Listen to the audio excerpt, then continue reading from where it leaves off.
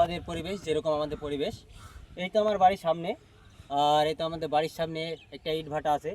আর এই যে সুন্দর প্রতিবেশ দেখছো তোমরা, প্রকৃতির যে আবরণ সবুজ, এদিকে তাকালেও সবুজ আবরণ, এদিকে তাকালেও সবুজ আবরণ। আর এই যে আমরা যেখানে দাঁড়িয়ে আছি সেটা এখন ভাটার সীমানা।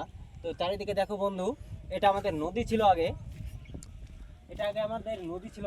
তো এখন হয়ে গেছে শুধু চাষের জায়গা। আর ভাটা পার হয়ে গেলে আবার সেই ভাটায় কাজের সময় যখন আসবে, তো জায়গায় শুধু ইট ফিট রাখা হয় বন্ধুরা। তো তোমরা দেখতেই পাচ্ছ শাহজাদপুর, আমাদের এই গ্রাম নিয়ে আমি বলছি কিছু। তো আমাদের সুন্দর প্রতিবেশ, সুন্দর প্রকৃতির কথা। তো প্রকৃতি নিয়েই সব আমাদের, প্রকৃতি হচ্ছে সব। তো প্রকৃতি না থাকলে আমরা হয়তো হতাম না, জন্মাতেও পারতাম না। তাই দেখো প্রকৃতির কৃপায় আজ প্রকৃতি নিয়ে বলছি আমি কবি যাদব দাস। এইটুকু নিয়ে সমাপ্ত তো করি।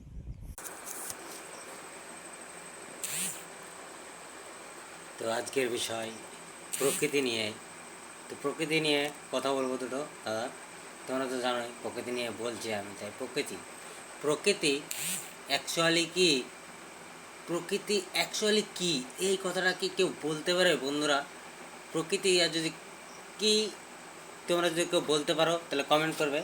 আর আমি যেটা বলছি, প্রকৃতি মানে কি এটাই বোঝায়, কিংবা আমরা কি এটাই জানি? অবশ্যই জানলে বলবে। কারণ প্রকৃতি প্রকৃতি মানে যার দ্বারা সৃষ্টি হয়, ধ্বংস হয় এবং উৎপন্ন হয়, এবং কি যার দ্বারা সব কাজ সম্ভব, তাকে বলা হয় প্রকৃতি। এক কথায় যেটা একদম সুন্দর উত্তর, যেটাকে বলা হয় প্রকৃতি, প্রকৃতির বিষয়ে। কারণ প্রকৃতি নিয়ে যদি বিশ্লেষণ করো, তো প্রকৃতির কোনো শেষ নেই। যেমন তোমাকে বলছি, প্রকৃতি কোনো শেষ আছে? তেমনি আমাদের মানব, যারা আমরা মানব জাতি, তাদেরও প্রকৃতি নিয়েই গবেষণা করি সবসময়। আমরা একটা পুরুষ সবসময় একটা প্রকৃতিকে নিয়েই গবেষণা করতে থাকে।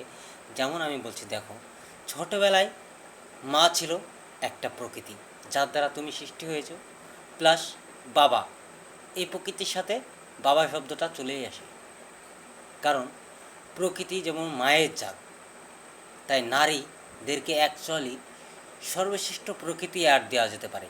কারণ একটা নারী প্রকৃতি, সে গর্ভধারণ করে একটা সৃষ্টি করে, তো সেও তো একটা প্রকৃতির ভিতরে পড়ে না?